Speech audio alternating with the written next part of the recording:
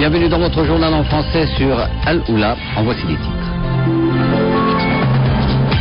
L'énergie solaire, énergie de l'avenir, brille sur le monde rural. Reportage dans la région du Dadès. Maroc-Espagne, journée culturelle marocaine en Catalogne, à 20 km de Barcelone. Art plastique, exposition en hommage à la mémoire de feu Edmond Amran Al-Mallah à Essaouira.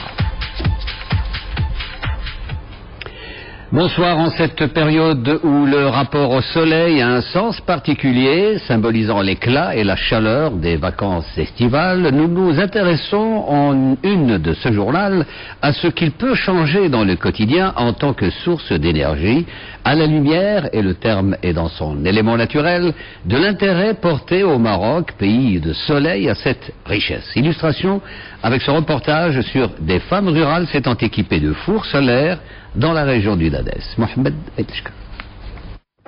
Du soleil presque toute l'année, des panneaux en parabole, une plaque chauffante et au bout de quelques minutes, l'eau est bien bouillonnante. Les hommes d'abord testent, puis les femmes du douar. Tout le monde est curieux de découvrir que ça marche.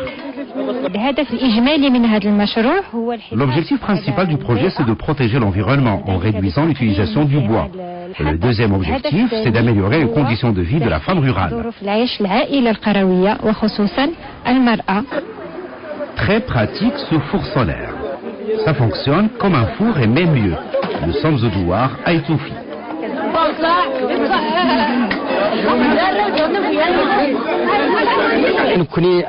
Nous sommes pour l'utilisation de ces fours solaires. Nous voulons préserver l'environnement dans nos villages. Et c'est moins de corvée pour les femmes. Elles ont testé le four solaire pour la cuisson du pain. Résultat, c'est bien cuit. C'était très difficile pour nous d'aller chaque jour dans la montagne chercher du bois. 150 fours solaires ont été distribués aux villageois et villageoises de Boulman Dadès. Et à propos de cette énergie, nous sommes deux véritables partenaires du plan solaire marocain. C'est ce qu'a déclaré le ministre français de l'Industrie, de l'Énergie et de l'Économie numérique, Éric Besson, en visite à Rabat dans le cadre du partenariat politique et économique bilatéral. Selma Alami. Le Maroc et la France donnent un coup d'accélérateur à la concrétisation du plan solaire méditerranéen.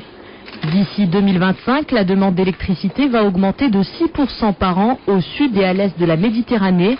Les deux partenaires veulent donc à terme parvenir à un marché euro-méditerranéen de l'électricité.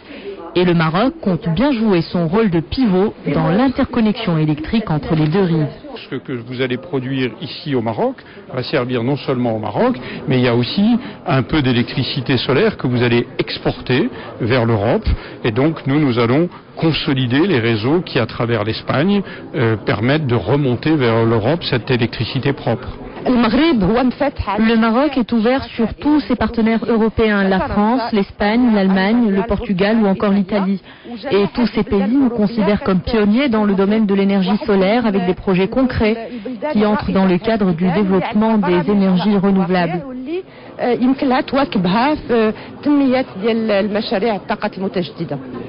100 millions d'euros sont ainsi débloqués par l'Agence française de développement pour le plan solaire marocain. Celui-ci est même considéré comme la clé de voûte pour la réussite du plan solaire méditerranéen. Par ailleurs, le leader mondial du solaire photovoltaïque installera au Maroc un premier démonstrateur en 2012. Il s'agit d'un projet global de 10 MW avec une première tranche de 5 MW qui sera implémentée entre l'automne et le premier trimestre 2012. Donc vous voyez l'intérêt de la technologie photovoltaïque à concentration, une grande rapidité d'exécution. Il y a tout un programme de recherche et de développement dans la perspective de la création d'un site de production sur le territoire marocain. Le but est de faire contribuer les entreprises marocaines existantes ou celles qui seront créées pour qu'elles aient un rôle à jouer dans le développement de ces technologies. En plaçant l'énergie solaire au cœur de leur partenariat, le Maroc et la France ambitionnent de mettre en place un pôle d'excellence qui va créer plus de formation, plus de partage de technologies et plus d'emplois. La réunion du bureau de l'Assemblée parlementaire de l'Union pour la Méditerranée a discuté à Rabat des priorités politiques avec un échange de vues sur les transitions démocratiques au sud de la Méditerranée. Écoutons la présidente de la commission politique de cette Assemblée, Tokia Saifi. Le Maroc aujourd'hui à la présidence de l'Assemblée parlementaire de l'Union pour la Méditerranée.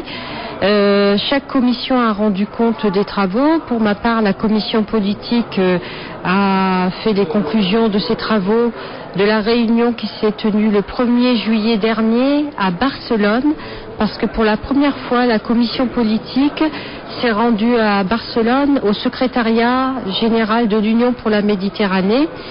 C'était le premier jour de l'entrée en fonction de M. Amrani, nouveau secrétaire général de l'Union pour la Méditerranée, qui est d'ailleurs marocain.